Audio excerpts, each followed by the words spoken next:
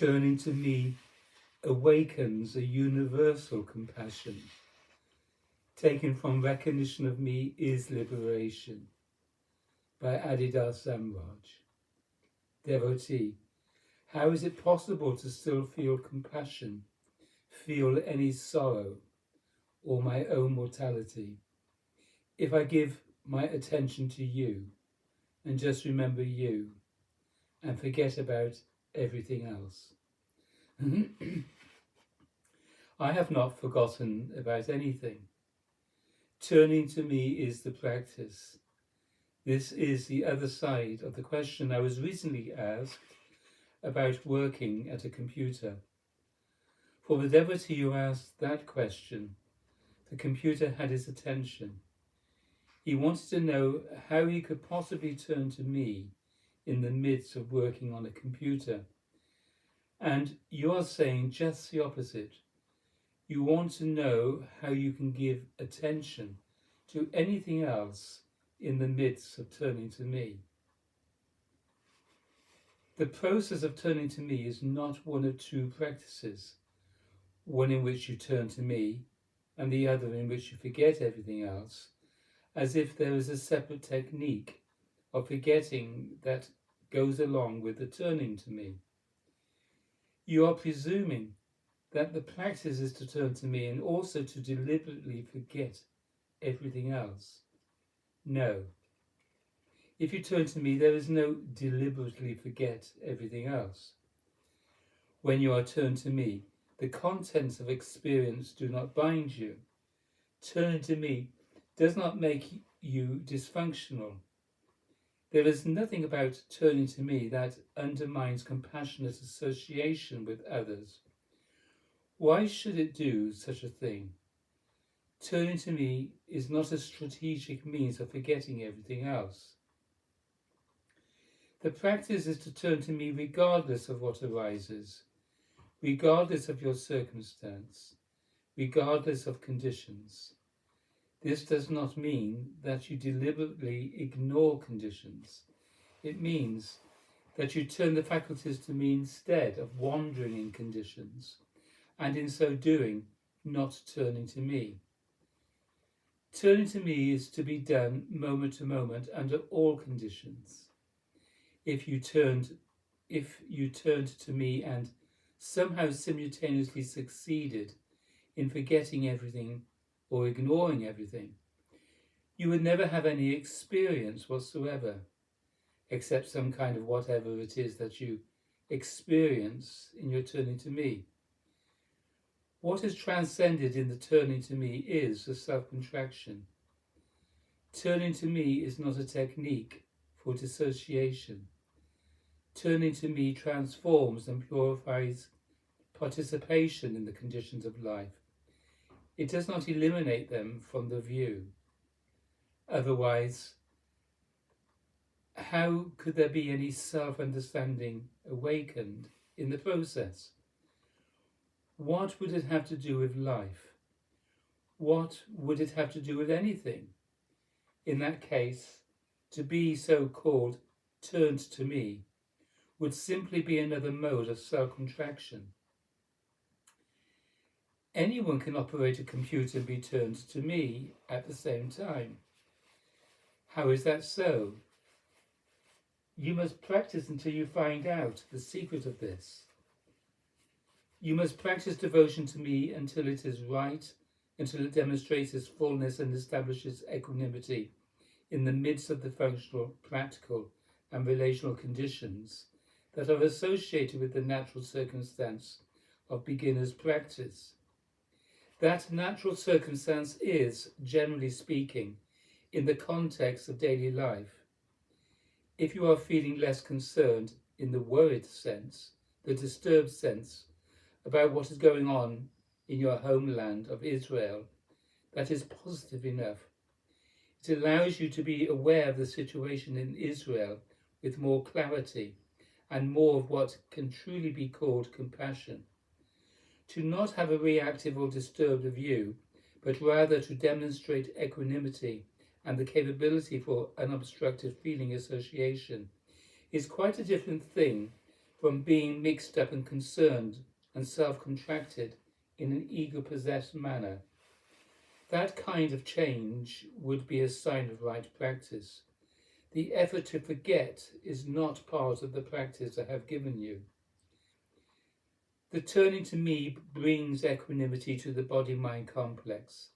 It reverses the gesture of self-contraction, thereby establishing equanimity in the disposition altogether. Therefore, turning to me relaxes the seeking disposition. Turning to me is not an activity of self-contraction. Turning to me is not a dissociative strategy. That is why, if you are rightly and truly turning to me, you can practice devotion to me under all conditions. But you must find out how to practice this turning to me in the midst of all conditions. And that means you must do the practice. You must do the practice until you get all of its secrets. You must grow in the practice. As I said, I have not forgotten anything. I have not become incapable of noticing the suffering of humankind or the conditions of the moment. I respond in a manner appropriate to the moment in terms of right discrimination and feeling responsiveness. And for my devotee, such noticing and responsiveness are enhanced by right practice of turning to me. I am also aware of what goes on in Israel and elsewhere. There is no barrier to my being aware of it. I am more intensely aware of it than you are. I have no obstruction of being aware of it.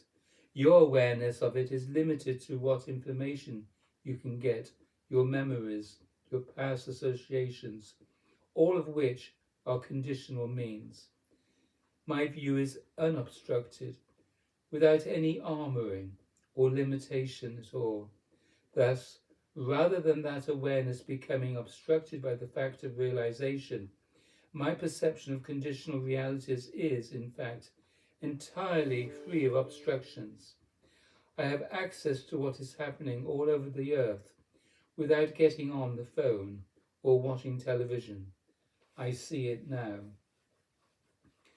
Relative to your question, then, it is similar to the questions that virtually everyone asks. Something happens in your experience, and all of a sudden, it makes you wonder what the practice is. It seems to require new instruction or new teaching, but actually it does not. It merely leads to questions. When you are diverted by something, you suddenly do not know what the teaching is. You say you are diverted by the sense of dissociation from your homeland attachments. Your sense that, if you are turning to me, you are necessarily dissociating from your homeland attachments, is precisely what moves you to ask the question, whereas it is really not anything but an error in your own practice, by which you become uncertain about the practice itself. It is a factor in your own experience that is making the practice seem ambiguous. You are simply distracted by something, and that is undermining right practice.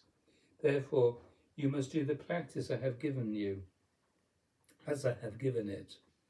In your presumed practice of turning to me, you have added the method of turning away from what is in the field of view of the faculties. That is not the practice. That is something you are egoically adding to the practice. You are adding a willful method of your own and not simply resting the faculties in me. Resting the faculties in me does not mean that you willfully turn the faculties away from their contents and associations. Their contents and associations will be brought into a condition of equanimity by virtue of your devotional turning to me. Thus, purification of the faculties will occur, self-understanding will awaken, depth of communion with me will come as a gift. You cannot steal it, you cannot force it. Seeking is not the method. Practice in my divine avataric company is a lesson in surrender.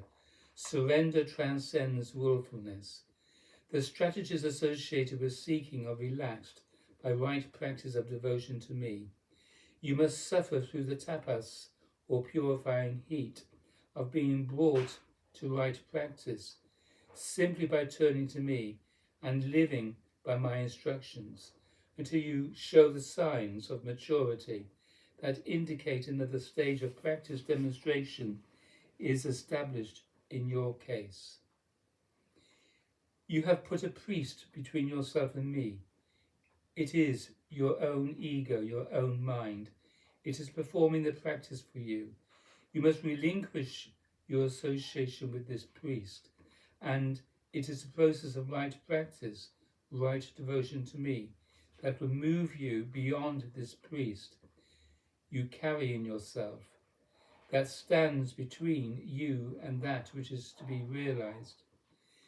Compassion must also grow in you, inevitably because of your life in Israel. You are firmly combined with the situation, but suffering is everywhere. Suffering covers the earth. Indeed, all beings are suffering. All nations are suffering. A universal compassion awakens in which ego is transcended and an equanimity arises. There is compassionate regard for all the persons and places with which one is, in some fundamental manner, karmically combined. Your attachments and history are in Israel, and that is, in some sense, a kind of provincialism, in that it defines what your attention will go to with regard to feeling sympathy and compassion, which is understandable enough. But on the other hand, suffering is everywhere. So everywhere you look, you are seeing the diaspora of humankind. How could you miss it? It is before your eyes. It is in the person next to you. It is wherever you are. If your presumed turning to me excludes your capability for sympathetic or compassionate association with whatever persons and conditions are arising, then it is not true practice. Instead, it is a kind of blindness and rigidity, another kind of ego possession, a kind of hiding. Thus, in the midst of trying to practice seriously, you run into an obstacle that is a characteristic of your own egoic patterning. That is what it is. Therefore, you must persist in the practice until the secret of right practice reveals itself in an equanimity and a rightness relative to your associations.